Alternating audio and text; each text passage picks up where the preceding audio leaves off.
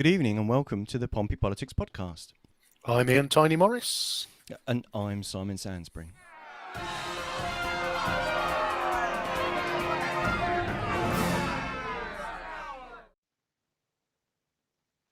Well, welcome to the final show of our summer season.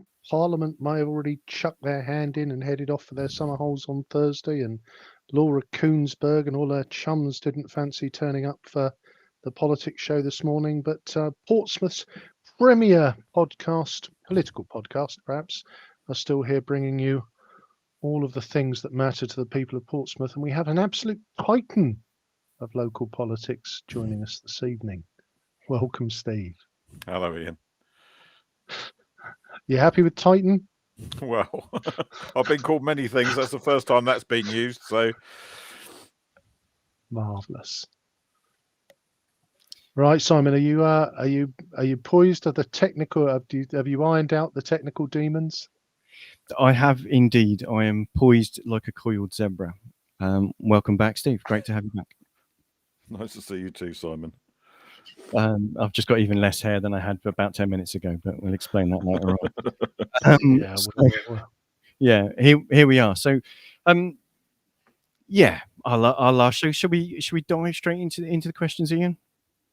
Yeah. So Steve, we were obviously there with you guys on May the 4th, and it looked like it was a cracking night for the Lib Dems. What do you put the success down to, the fact that in local politics you seem to have done so well for so long?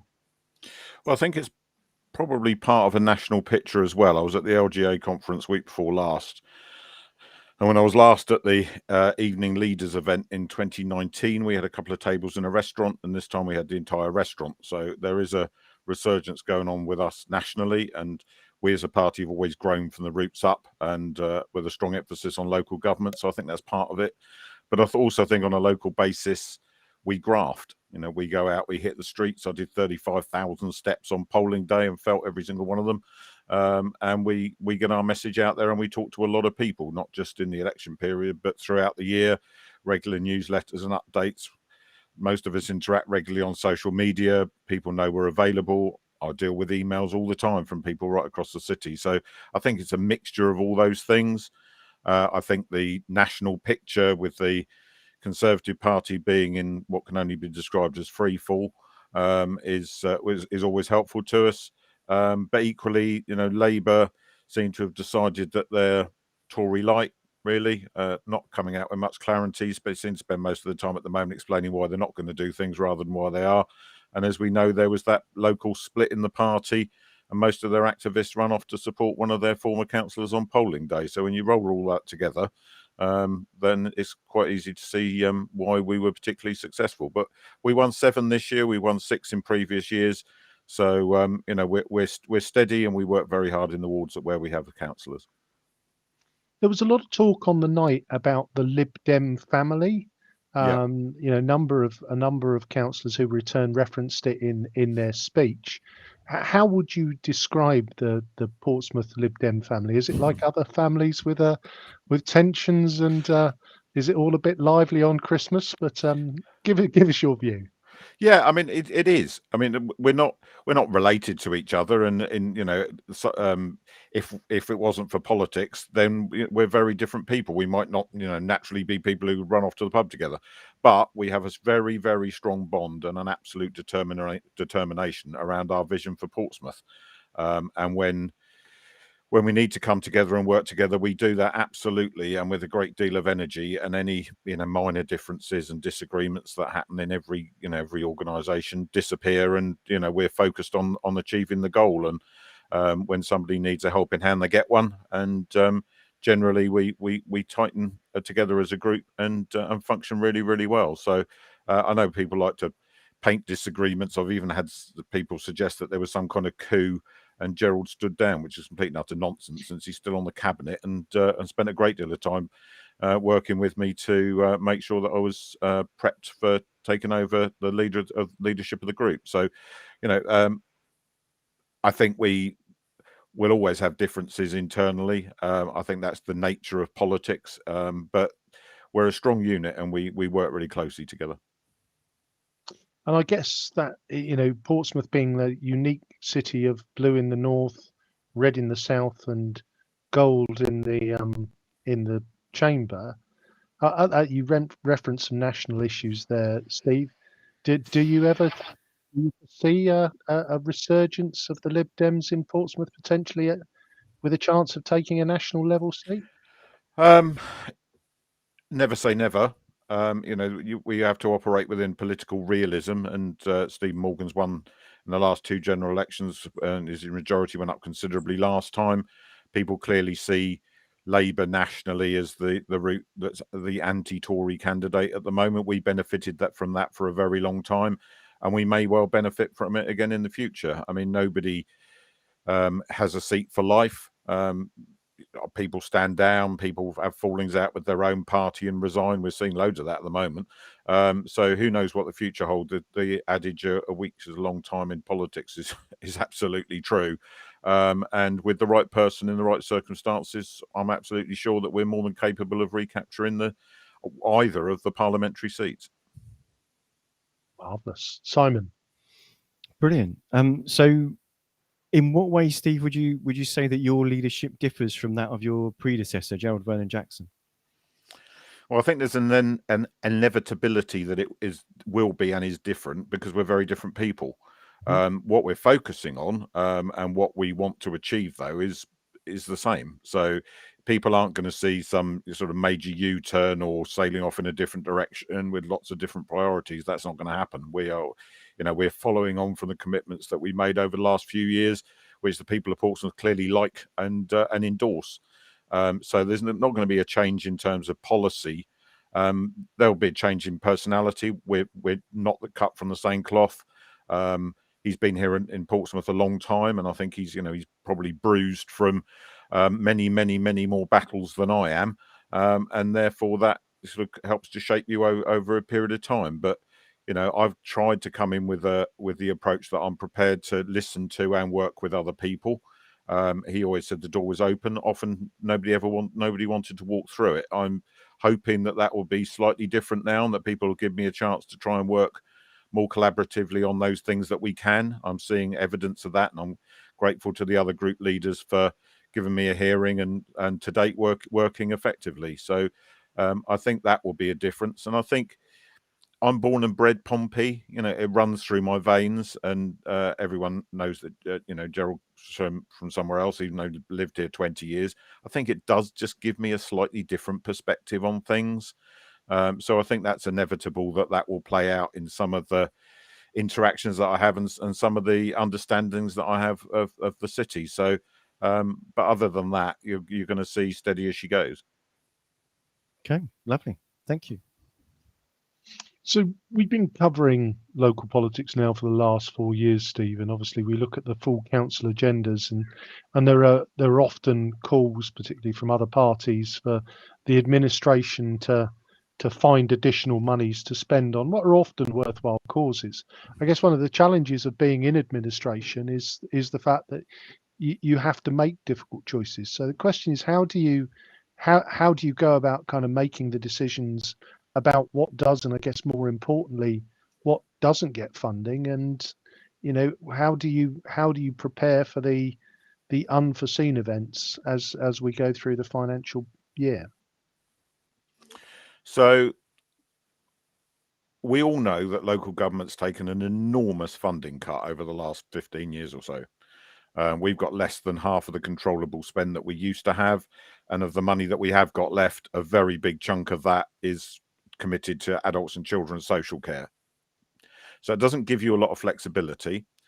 Every year we set our budget at the budget meeting, usually in February, and we have to work within those cash limits for the next 12 months. So when other groups bring notices of motion that are implying that we need to, prioritise giving money to other people, that's not the right place to do it. You need to be doing that in the budget meeting, because if you try and do it during the year, and you'll have seen from the council meeting on Tuesday, we've now had a ruling on that, and quite right too, that whilst you can ask the administration to consider something, you can't ask them to commit to something, because one of the things that made these notices of motions that would ended up being dropped from the agenda, or withdrawn from the agenda, particularly difficult, was the fact that they were asking us to commit to something for the next 5 years. Well, the council's rules mean that we would therefore have to find all of that 5-year funding in year. You can't just find year one, you've got to find all 5. That's really difficult. So in the case of the Pride motion, for example, it wasn't specific on money, but if they were taken as a reference point the existing funding, they're asking us to find another £50,000 now. Well, we don't do that for any other revenue organisation in the city that gets funding from us. So, you know, we have to be seen to be even-handed, and you also have to be very careful not to hold a future administration, might not be us, to policies that were set previously. So it's always difficult when these notices of motion come forward, and I think we will see more clarity on it from now on. So hopefully that won't happen again. But you know, we don't want to cut things, and the 2 issues that were on the agenda, the Stroke Association and funding for Pride, we agree they should both be funded.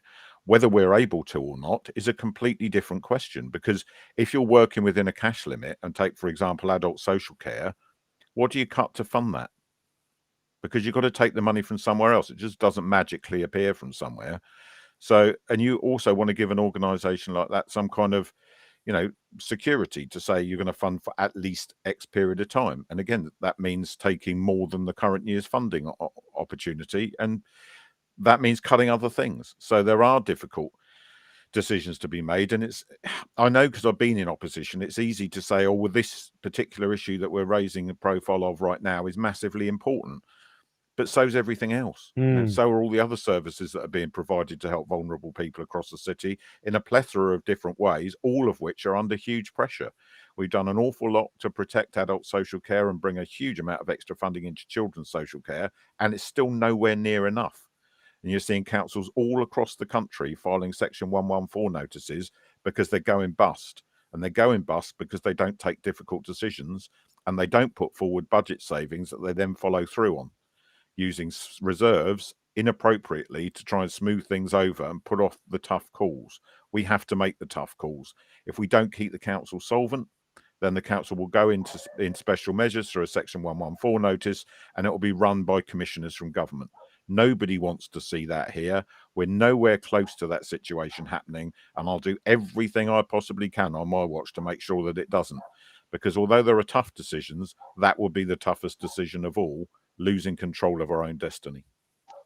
Does it frustrate you, Steve? I mean, we've touched on them, you know, when we've been through them here. It's that, you know, as you say, often the motions are really good and noble causes.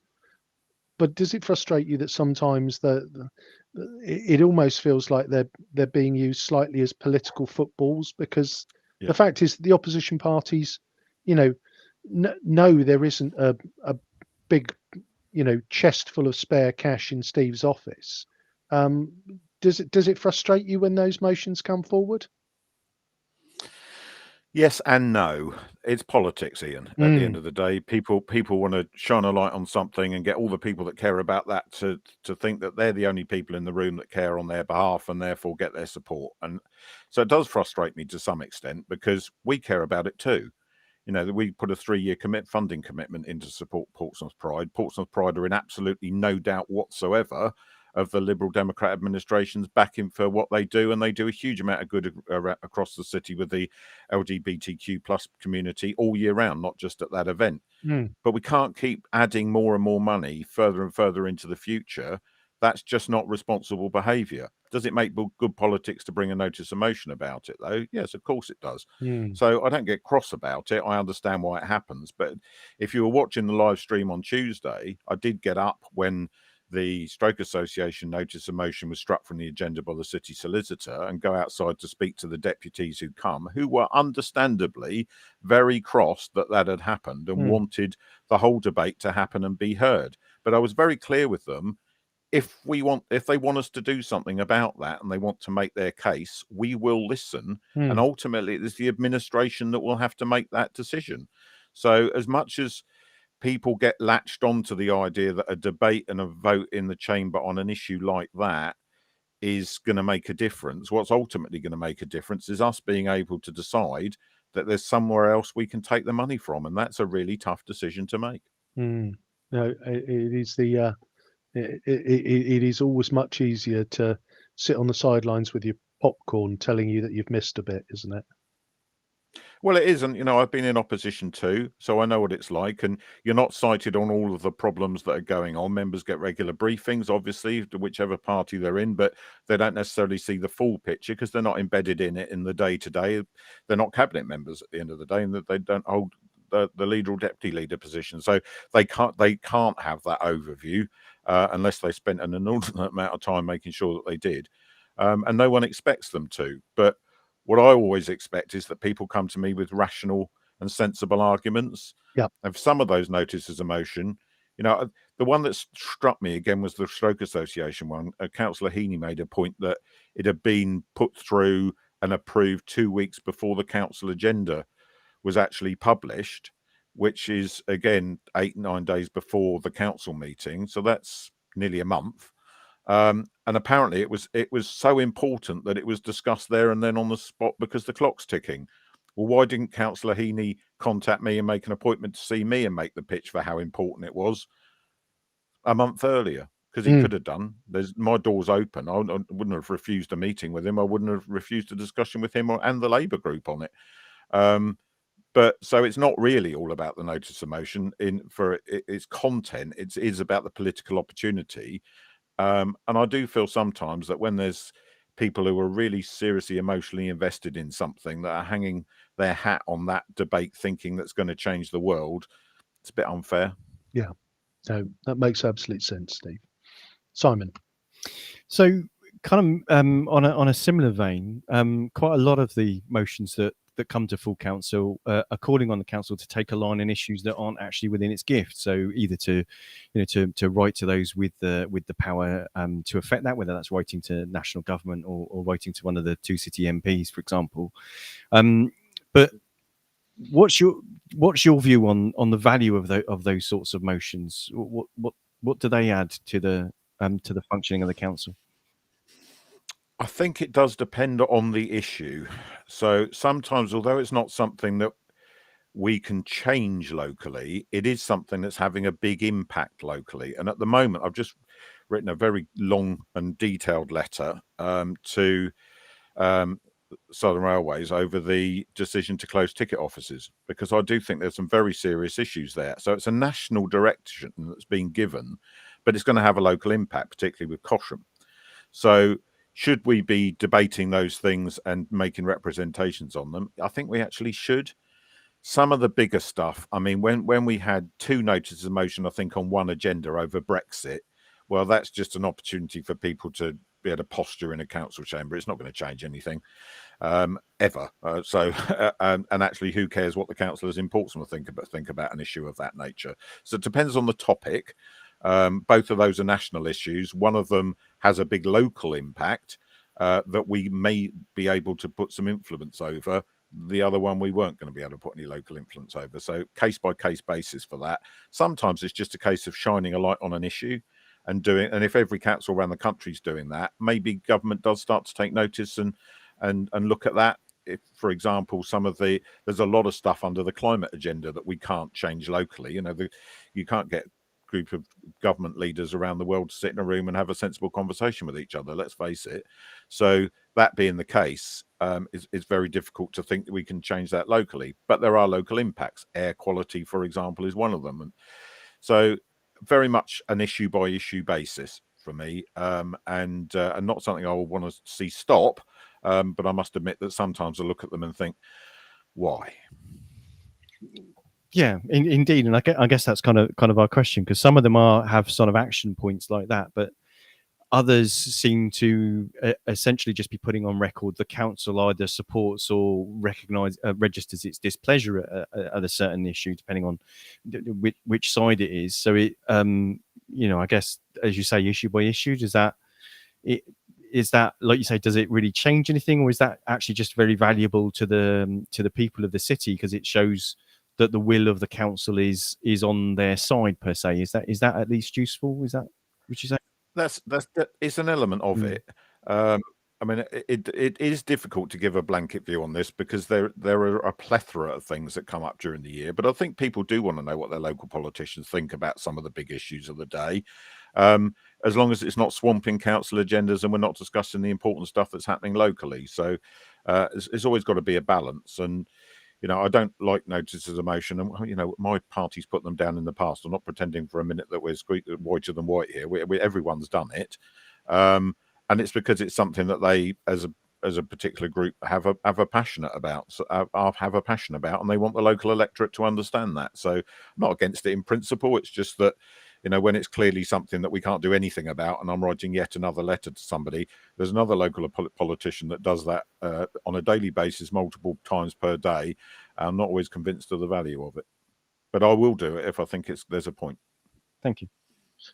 So one of the factors in play locally, Steve, is that for 3 out of 4 years, a lot of local councillors are focused on getting re-elected, and as you say, having to pound the pavements and put that time in. Does that lead to a lack of sort of governance of the council, or is it a case of maybe the council officers kind of welcome you being distracted 3 years out of 4 so they can get on with the business of doing the day-to-day work? So I don't actually think that's a fair representation of what happens. I don't think we are distracted. I mean, there is obviously the campaigning that goes on and people out, on the doorsteps, but that's a good thing. When in councils that only have all ups every 4 years, what's the incentive for those councillors for the first couple or 3 years of that cycle to actually go out and continue to interact house by house with their electorates? Very little, I think. The hard-working parties will get out there and deliver leaflets, and the really committed ones will go and knock doors on a regular cycle and do that all the time, but a lot won't. And that's, that will very much vary from party to party. But I get a lot of the feedback and the feeling that I have about whether we're doing the right things or whether there's other things that we could be doing or doing slightly differently from going out and having those conversations. No, it's not just about 4 weeks of the year frantically running around knocking doors and saying, will you vote for me? It's about saying to people, why do you vote for us? What are the things we're doing that you like? If you're not voting for us, what are the things that we're doing that you don't like? And you can actually have those conversations in a much more qualitative way this time of the year through till early spring than you can when you're rushing around at the last minute trying to turn your vote out. So those people that don't knock doors all year round, I think, are missing out. And it definitely keeps you focused on that when you are facing those elections. In terms of the council officers, they probably are quite pleased in the last 3 or 4 weeks when we all go off to do other things, but I still hold all my regular meetings.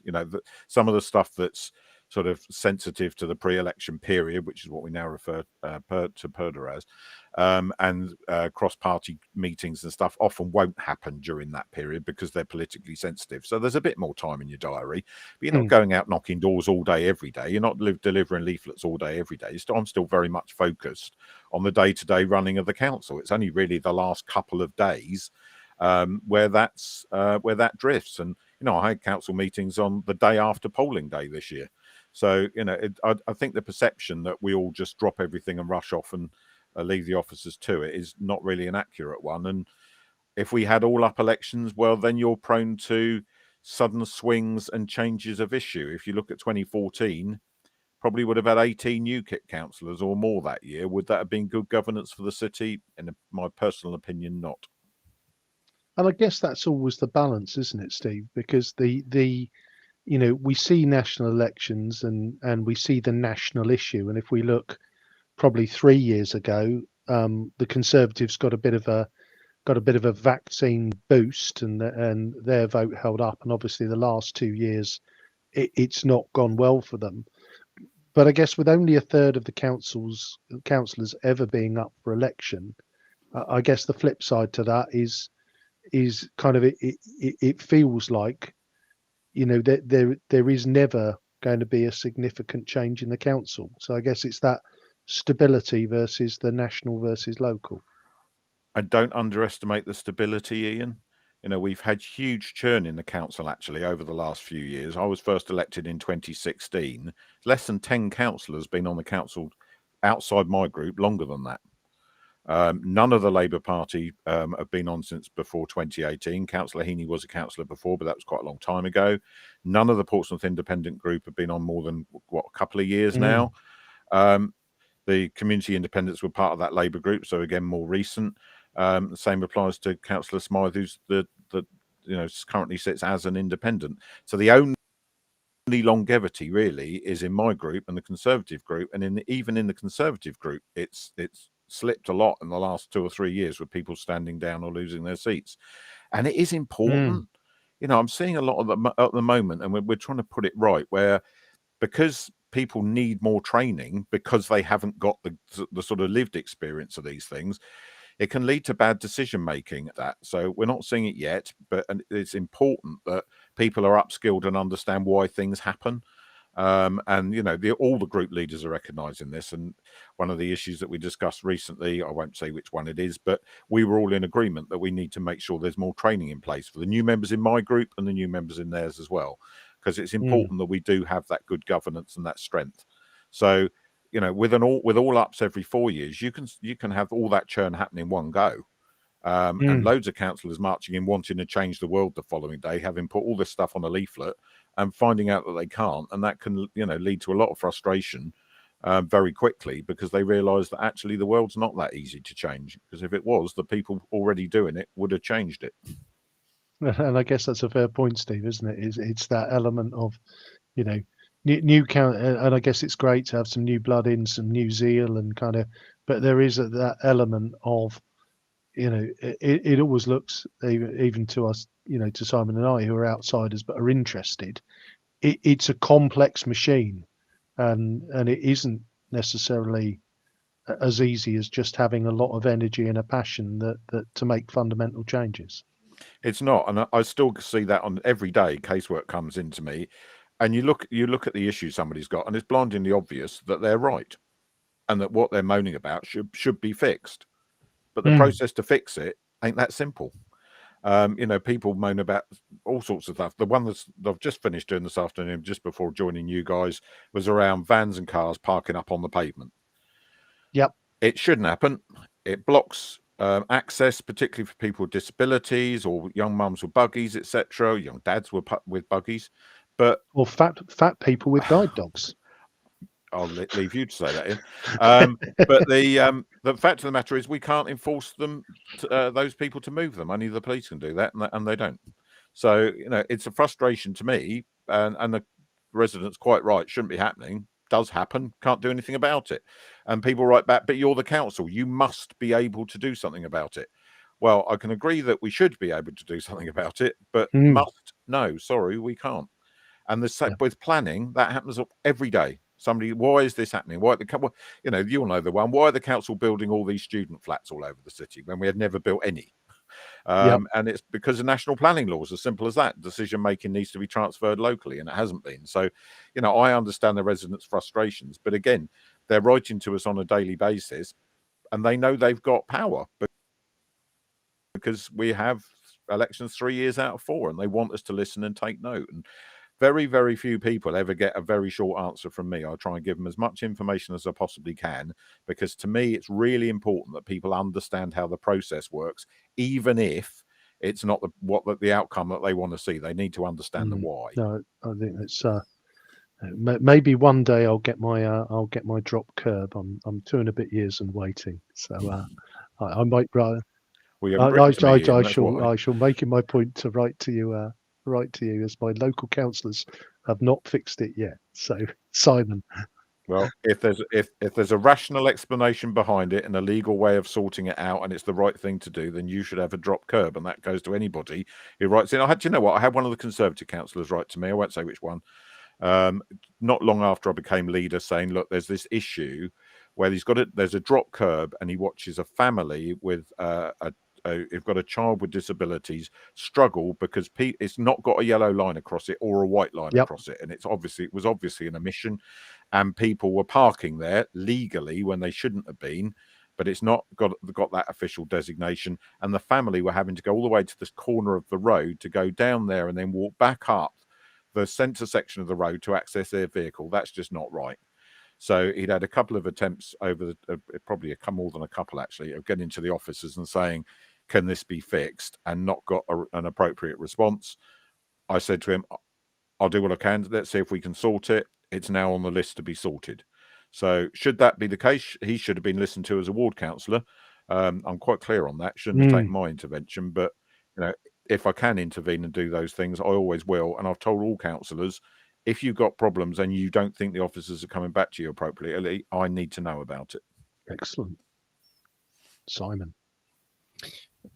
And almost like a smooth segue, you mentioned about parking. Two of the as if it's all P's, isn't it? It's all dog poo, pavements, parking. So two of the biggest challenges in Portsmouth are the lack of housing and too many cars causing problems with pollution and indeed with parking. How can you tackle both? Well, not easily is the answer to that. On the cars issue, the only way you actually stop, well, if at least slow the increase and try to reverse car ownership, is to have better public transport. And if we own the buses, we could have better public transport. But the Conservative government, when they said that bus services could be privatised, also included in the legislation that you couldn't then renationalise them, which to me is absolute madness, because that's embedding the ability of corporate failure. And I'm not, I've always believed in the right solution, whether it's the public sector, the third sector, or the private sector, to get the best outcome for residents. But when you actually embed it to say that if the private sector fails, somebody else in the private sector has got the right to pick it up, but local councils don't get the right to intervene, that to me is a nonsense. And if we were able to take back our bus services and therefore not rely on the current ludicrous system where the companies are allowed to say, well, that route makes a profit, but we're not going to move any of that profit over to look at this other route that makes a loss, and the council's got to subsidise the loss and not call that state aid, I just don't understand it. Never have done. I think it's completely ridiculous. So that needs to get fixed. And then if you've got good, reliable, frequent, cheap public transport, then you lessen the reason for people to own cars. On the housing front, we're going through the local plan process at the moment. We think we've identified enough land supply to be able to meet what we believe our target should be, not the 17,701 that the government formula says it should be, but a lower target based on a clear rationale. It's still high, but it's lower. Incidentally, where we go with the next local plan, if we delivered all those homes, I have absolutely no idea whatsoever, unless we buy West Sussex.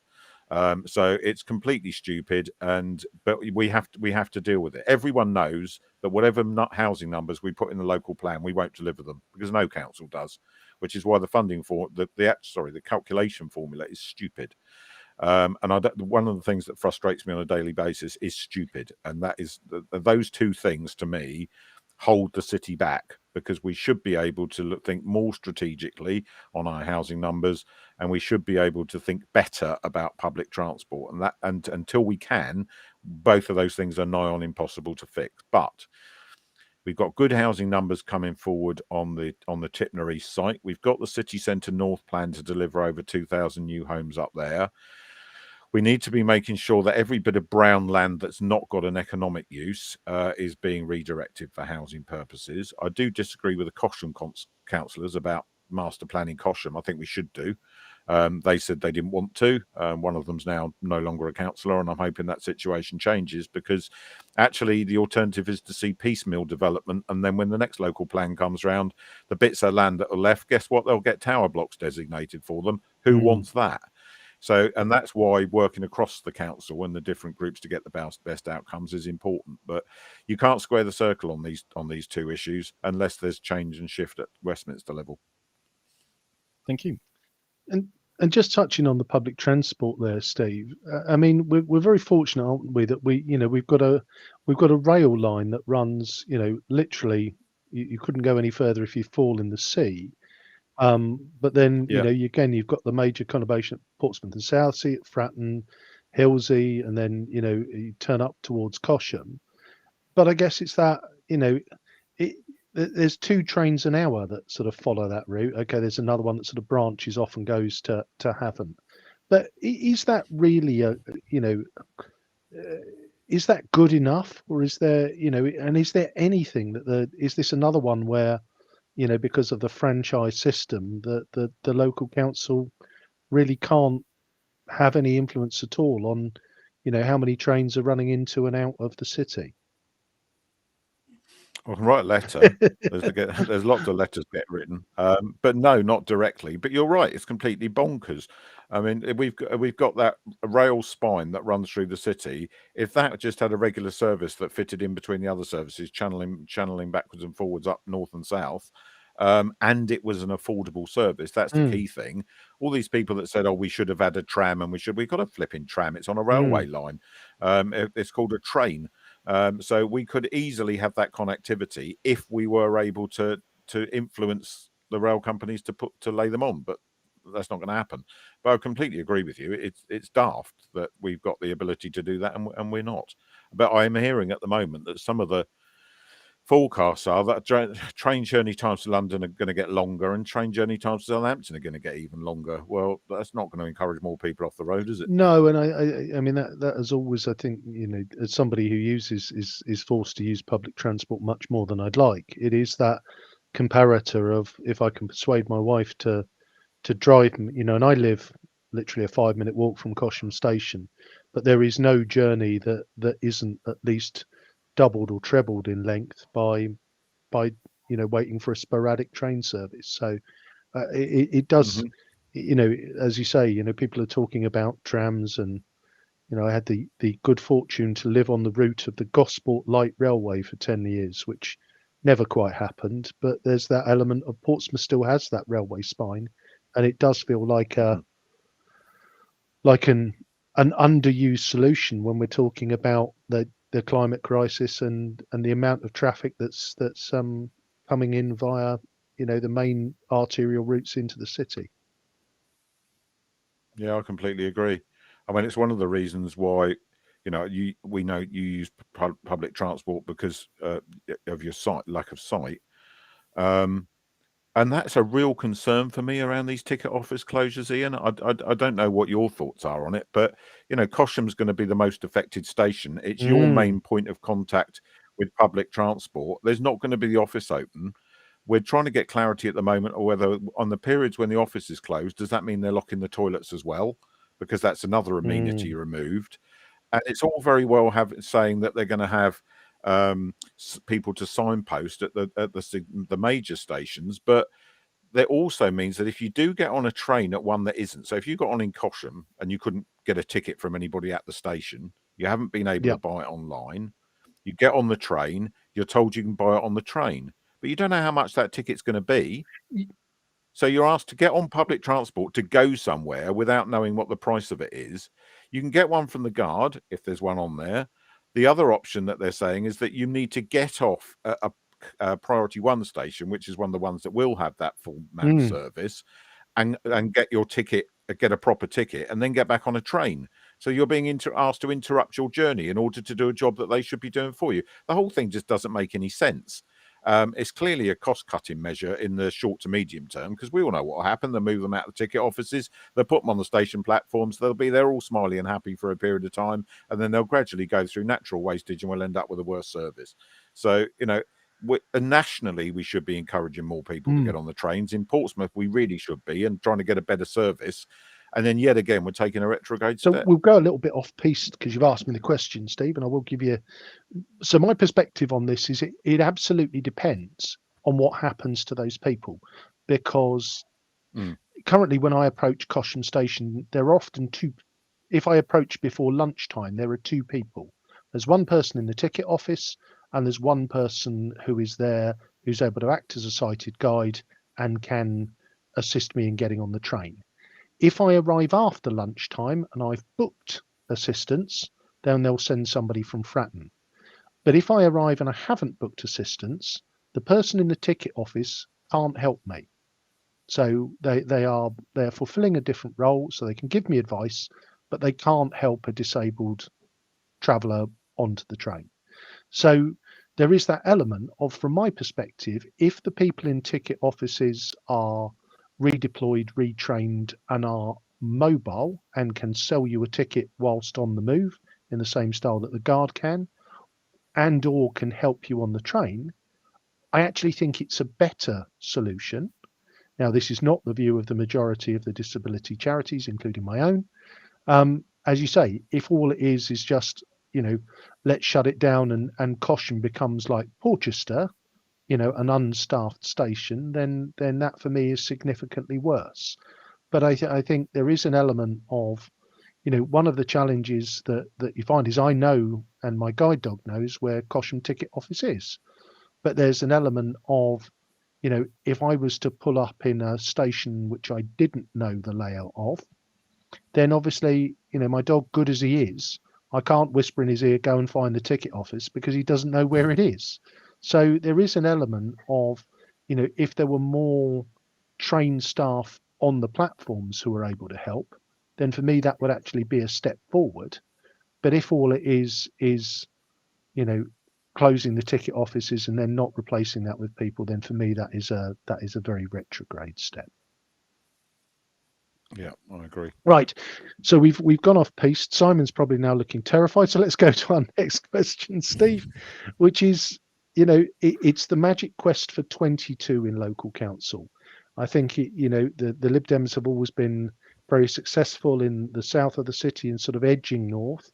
But do you think there is a route to 22, or do you think there's always going to need to be a kind of a working together with other parties? And actually, do you think that leads to better decisions, because the fact that ultimately you're not in complete control and can then just crack on and do everything you want? So I think this is a really, really good question, and I think it's about perspective. So, I'd never mind 22. I'd like to have 26, 28, 30. I'd love to be Keith House in Eastleigh, who has almost a one-party state over there. That would be absolutely lovely, and it would certainly be less stressful. But I think that it is beholden on any administration to think about the future, and overall majorities don't last. I mean, this government's got quite a big majority, and they're doing their best to throw that away at a rate of knots, which is quite remarkable. But things change over time. What I'm really keen to do is try to make sure that we've got cross-party buy-in on the big issues, because as we move forward as a city, administrations will change. This city can't afford U-turns on the big stuff, because that will just either waste money, waste time, or waste resources. One of those three things. It will also give the electorate no confidence whatsoever that the city's actually got a plan. Now, we do have a plan. We've got a vision, got a corporate plan that we update every year that flows out from that vision. And, all councillors and council staff are aware of it, and we're delivering against it. Things that crop up all the time, you'll see in council papers, the city vision will be referenced, the corporate plan will be referenced. So everybody knows what we're doing. But on the big stuff, things like Tip in the West, things like the future of the civic offices and how we deliver council services going forward, just as two examples, I think it's really important that there is cross-party work there, regardless of whether there's an overall majority for the administration or not. It's the easiest thing in the world is to slam the door on everyone else because you don't need to talk to them. But actually, they might be the people in your seat in 1, 2, 3, 10 years' time, who knows? And therefore, it's really important that everybody understands the direction of travel and has buy-in to it. It's not to say that somebody won't come in and want to do things slightly differently, but if it's a fundamental difference, then that's a real problem. And for a minority administration, it's important to us that we do listen and we do work with other people, and we do a lot of that. Despite what gets said in the council chamber or on other party social media, there's an awful lot of talking goes on, both informally between councillors having conversations, but also through briefing meetings, decision meetings, through portfolios, through cabinet. It's really important that that knowledge is out there. So yes, it's great to have that aspiration to have an overall majority, because I want more people to be represented by Liberal Democrats, because I'm a Lib Dem and I believe that we do the best for our communities. Otherwise, why would I be one? But that's not to say that other people don't have different perspectives, and it's not to say that we've got all the answers. So, Maybe we will. It's not beyond the realms of possibility that we could do that. But a lot of people say, "Oh, Portsmouth's very unstable because it has a lot of minority administrations." Well, it's not that unstable, is it? Because in the last nigh on 20 years, it's been run by Lib Dems for nearly 16 years of it, and Tories by the other 4. There's lots of, in inverted commas, stable councils with overall majorities that swing in different directions. We've seen that in Southampton the last couple of years, with the Tories having overall control and Labour having overall control, and they're facing a £30 million plus in-year budget deficit problem that they were trying to sort out, and we're not. So it's not necessarily the golden ticket to say you've got to have, in inverted commas, strong and stable government. And we know what happened to the last National Prime Minister that tried to make sure that she got one. I can't believe strong and stable's made a comeback. That's you managed that without the C word. That's a 3-word slogan that I'm not keen on. I was just gonna little thing there. My Liz for Leader sticker doesn't seem to have aged well, does it, Steve?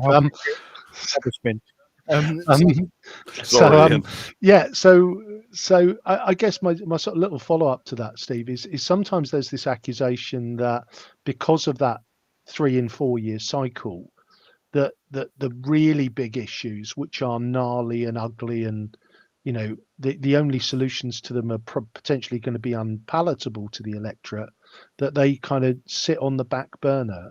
Do you think there is a case for that, or do you think that things like the climate crisis and those big issues can be tackled if there's an acceptance that whoever's hand is on the steering wheel, no one's going to have complete control of the car for the next 4 years?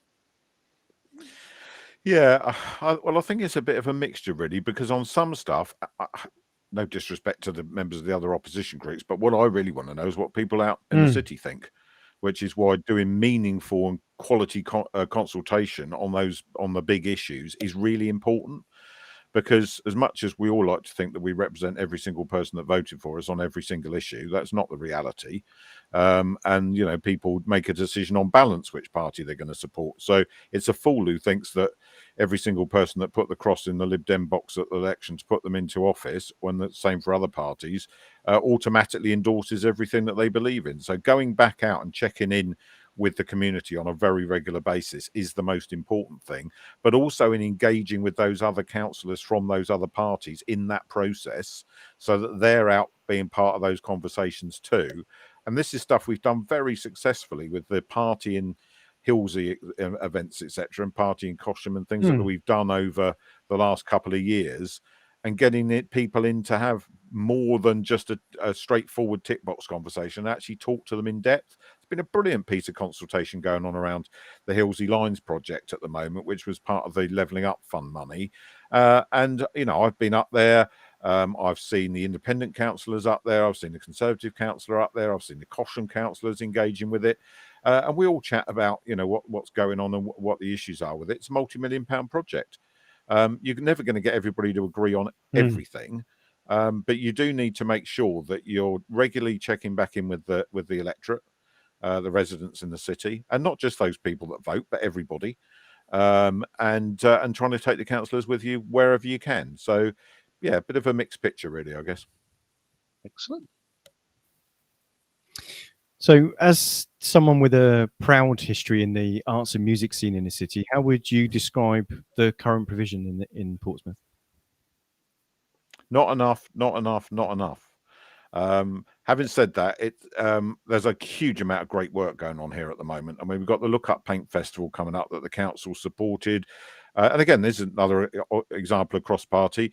The 2 community councillor in Charles Dickens ward supported it with a financial contribution from Ward Sill, and the Lib Dem administrations kicked in money from Central Resources as well in order to make it happen. That's matched against £30,000 of Arts Council money, and also some private sponsorship. That's good partnership working, and it's going to see a great cultural outcome, not just in the south of the city, but across the city. So I want to see more of that sort of stuff happening. I was recently appointed to the area council for Arts Council Southwest, so that gives me an opportunity to make that argument even more strongly regionally, which I think is important. And I'm on there with the Labour leader of Southampton and the independent cabinet member who's my opposite number on the Isle of Wight, and we all get on with each other and work really closely together on these issues. So, you know, there's a lot of synergy here around that. I made the decision that we weren't going to press forward with a City of Culture bid in the last round, the one that Southampton was shortlisted in, because I thought we needed, and I still remain convinced of this now, that although there's value in the process itself, we needed to have an independent organisation in the city that was really able to get in there and advocate for the sector as a whole. And Portsmouth Creates is going to do that. I mean, they would have been doing it by now if not for COVID. But they really are beginning to get traction. They're holding regular networking events, funding surgeries, bringing in the big digital culture, media and sport partners. So people like the BFI, British Film Institute, the Arts Council, Historic England, National Lottery Heritage Fund, bringing in these people to have these conversations so that they can understand how to bid and where to bid. I've just allocated, it's just been announced actually, from the so-called UK Share Prosperity Fund, which is one of the most compromised funding things any government's ever put out, if you ever want to ask me about that. But nevertheless, I found a bit of money from it that's going into Portsmouth Creates to manage that will give an automatic 10% match on any organisation that's able to secure Arts Council funding up to £30,000. And that's a really easy route then, because lots of organisations know that if they're saying they've got council match funding of say 3,000 against a total bid of 30,000, that they've got more chance of securing that money. So potentially that 30 is going to leverage in 300,000. We've got the university back in Portsmouth Creates. We're back in Portsmouth Creates. Victorious Festival are back in Portsmouth Creates. We're year-on-year funding, hopefully over the next 3 years at least. We've put loads of extra money into the things like the Guildhall Regeneration Project, which is going to deliver a great hub for young people around the creative industries there. There's skills and training money and mentoring money coming in. We're working with Shaping Portsmouth to deliver that mentoring, because they've got the wider business skills to help skill up people from cultural and creative industries. But, you know, more broadly, we've got Victorious Festival, which is right up there now with Glastonbury, Reading and Leeds as one of the top festivals in the country, without a shadow of a doubt, and delivering great economic outcomes for the city, both the internal visitor economy and the destination visitor economy. We've got the King's Theatre putting on community productions with West End production values. I went to see Chitty Chitty Bang Bang. It was absolutely fantastic. You've got the new Theatre Royal now with a new board and a new chair and a new focus, bouncing back after a whole awful situation they found themselves in during COVID. Aspects Galleries just secured their crowdfunder in order to keep funding the dementia work that they're doing, and they've got plans to work even more closely and showcase local artists. You've got blind artists like Clark Reynolds doing phenomenal work and having a morph up in London dressed like him, showcasing. I don't know if you've heard about that, Ian, but it's quite phenomenal. So just up to my right, Steve, I've got an original Clark Reynolds just up in my office to my right. So Clark and I go back a few years. He used to play cricket with me, but he's doing phenomenally well locally. He's just, you know, breaking the mold all over the place and getting himself out and about across the country, and it's brilliant to see. So there's a lot more we can do. There's great work going on with people with learning disabilities at the moment, being delivered, working with the amazing Sarah Mitas and her team at the Aldingbourne Trust in Cornwall Road, who are just phenomenal. That's my go-to place for pure joy. Never seen anybody like Sarah, who just emanates joy and happiness across the room, and is upskilling those people so that one of the young people she works with is now on the Portsmouth Creates board, and that's really, really important. So that we're all on a journey. The journey's been, I know because I used to chair the Culture Partnership long before I was ever a councillor, it's been a long journey, but I think we're now starting to get the Arts Council to understand that Portsmouth isn't not doing culture and creativity because they haven't been funding it. It's been finding ways to do it anyway. And if they just were to start putting in a bit more cash and stepping up in the way that the council has and maintains support for a lot of organisations, even while things have been so tough over the last 15 years, we can do great things here. And I'm sure that we're going to over the next few years.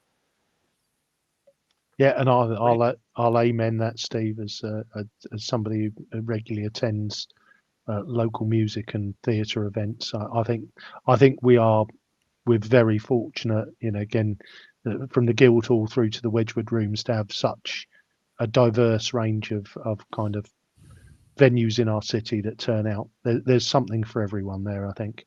Yeah, and I'm hoping that I can be the voice for the independent music sector on Arts Council, because I've run a music venue, I've worked in the industry, I know what it's like, and I think hopefully that will give them a slightly different voice than maybe they've had before, and I'd like to think it's one of the reasons why I've been selected to join. Final question then, Steve, and as you know, we always sometimes like to ask that kind of, if money and politics were no object, what were the three things that you'd really want to fix in Portsmouth to make life better for the people of the city? Yeah, I like this one because it gives me the opportunity to forget all the frustrations and the complexities and the Absolutely. difficulties and the can't do's, and think about what you'd do if you could. And I'd buy the entirety of the city centre so that we could actually redevelop it. And then with that bottomless pit of money that you've just given me, I would redevelop it. Wouldn't necessarily literally knock down every property, because I think there are some bits and pieces around that are well worth reusing and showcasing. And actually, you don't want an identikit high street, God forbid, that would be awful. But just having, what I'm really saying is that ability to properly intervene there would be amazing, because we're not a landowner in the vast majority of it, and it's very frustrating when, as much as we try and buy properties to influence change, we just can't. We get outbid every single time. Linking into that, the city centre south piece around getting out of this awful civic offices, burning a £4,000 a day just by being in there, and coming up with a more sustainable solution, both from a climate perspective, because that's a lot of energy being burnt, but also from a value for money for the people of Portsmouth perspective. That would be great. And if money were no object, we could start, identify a site this week, buy it, get building straight away. That would be phenomenal. And then reimagine the Guildhall Square to be a really amazing civic space. It's already a good one, but it could be a phenomenal one, and one that we could all be really proud of. Get that house building moving. So there's a big piece for me around the city centre. And I think that is an issue that a lot of people do care about and would like to see change. I'd make all bus services free, so that we would get people out of their cars, and I'd make sure there were regular services to every part of the city. And then we could lower the need for car ownership. Cost of living crisis, that would save an awful lot of people an awful lot of money, and it would be environmentally fantastic for Portsmouth. So that's two of them. The third one is something that a lot of people will maybe not be expecting me to say, but it's about funding early help and intervention. During the austerity period, which seems never ending, frankly, an awful lot of things that weren't statutory had to be cut, because you couldn't cut the statutory stuff. So you had to cut the things that weren't regarded as must have. But that was the stuff that stopped things building up through the system and creating demand further on. And people who know me will know I always use the same analogy, because it works. And that is, when the sink's overflowing, don't keep buying more buckets, turn the tap off. And the way you turn the tap off is to put more money into the front end of the system to prevent those bad outcomes further down the line. And that's keeping people in their homes and independent for longer, so that they're not dependent on going into full-time care, which is, which can be of great quality. But why wouldn't they want to be in their own home if they could? Why do we not have enough funding to be able to fund youth services in the way that we want to? We actually have more youth services here than an awful lot of cities do, because of smart decisions that were made in the past, but we could do a lot more, and therefore we could intervene and disrupt some of that county line stuff that destroys young lives in an awful way. We could upgrade, our schools and do so much better. So early intervention for me is always the answer when I'm looking at the biggest costs pressure-wise that the council is facing, and I just haven't got enough money to be able to take it from the back end to the front end in order to save the problems, because we have to catch the people at the point they're falling over. If you gave me additional money, and I did say this to government ministers at the LGA conference, stop measuring everything. We all know how to fix this. Trust us as local councils to present you with a plan that will reduce the really serious pressure on the back end of the system, put it to the front end of the system, and local councils will save money. We want to save money because we want to invest it back in local services. So, and that's not something that's a Lib Dem thing. All councillors across the LGA believe in this, and I'm desperately hoping that maybe the next government might finally listen. Steve, I think that's a perfect place to end it. Thank you ever so much for your time this evening, for giving us those insights, and good luck with that leadership journey over the next, I would think, probably few years. So I don't see things changing soon. So you've been listening to the Pompey Politics Podcast. I've been Ian Tiny Morris. And our guest today has been Council Leader Steve Pitt. So thank you, Steve. And I've been Simon Sansbury. Join us in September. We're taking a summer break now. So do join us back in September. But don't forget to subscribe to us on YouTube, or follow us on Facebook, or on Threads, or on Twitter, on all the numerous places that you can find us. The barcode in the top left-hand corner of the screen takes you to our website where all the links are. And if you're watching us on YouTube, there's a subscribe button in the bottom right-hand of the screen. But do have a fantastic summer. Thanks again to Steve for giving us his time and being our special guest to round off our summer season. Thanks very much, Steve. Thanks, guys.